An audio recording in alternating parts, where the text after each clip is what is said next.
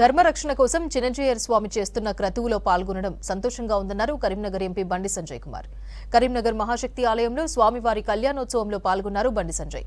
అనంతరం పద్మనాయక కళ్యాణ మండపంలో జరుగుతున్న వసంత నవరాత్రుల ఉత్సవంలో పాల్గొన్నారు బండి సంజయ్. చిన్నజీయర్ స్వామిని దర్శించుకుని ఆశీస్సులు తీసుకున్నారు. సీతారాముల చిత్రపటం ప్రసాదాన్ని బండి సంజయ్ కు అందించారు చిన్నజీయర్ స్వామి. ఇదే కార్యక్రమానికి కాంగ్రెస్ ఎంపీ టికెట్ ఆశిస్తున్న వెలిచాల రాజేందర్ రావు హాజరయ్యారు. రాజకీయ ప్రత్యర్థులైన ఇద్దరు నేతలు పరస్పరం ఎదురుపడ్డారు.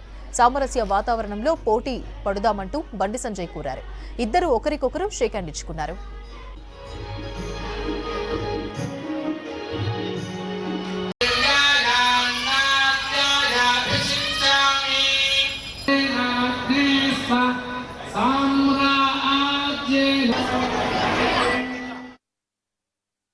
శ్రీ చిన్నజీయర్ స్వాముల వారు ఈయనే వారు వచ్చి వారు స్వయంగా వారం రోజు నుంచి ఇలా పూజా కార్యక్రమాలని వారి స్వహస్తాల మీదుగా నిర్వహించడం.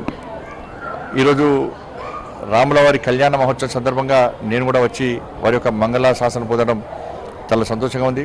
వేలాది మంది భక్తులు రోజు వారి మంగళాశాసనం కోసం వారు చేసేటువంటి ఆ ధార్మిక కార్యక్రమంలో పాల్గొనడానికి వేలాది భక్తులు రోజు వస్తున్నారు. ఇలా శ్రీరామనవమి సందర్భంగా దేశవ్యాప్తంగా ఇతర దేశాలు కూడా ఇలా హిందూ సమాజం అంతా ఏకమై వాళ్ళ కులాలకు అతీతంగా వర్గాలకు అతీతంగా అందరూ కలిసిమెలిసి ఒక పండుగ వాతావరణంలో సీతారామచంద్ర వారి కళ్యాణ మహోత్సవాన్ని నిర్వహించుకున్నారు. గతంలో కూడా ఈ కార్యక్రమం జరిగేది ఒక బ్రహ్మాండమైన వాతావరణంలో జరిగేది.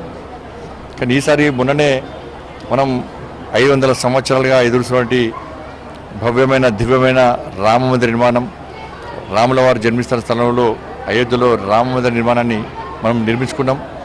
ప్రాణ ప్రతిష్ఠ కార్యక్రమాన్ని కూడా ఈ దేశంలో ఉన్నటువంటి హిందువులందరూ కూడా కళ్ళారా వీక్షించడం జరిగింది. అది 500 సంవత్సరాలుగా ఎదురుస్తున్నటువంటి హిందువుల కళ సాకారమైంది. కాబట్టి ఈసారి ఇంకా ఎక్కువ సంఖ్యలో అనేక ప్రాంతాల్లో గతంలో కంటే ఎక్కువ కూడా ఈసారి శ్రీరామనవమి కార్యక్రమాలను వేడుకలు నిర్వహించుకుంటున్నారు.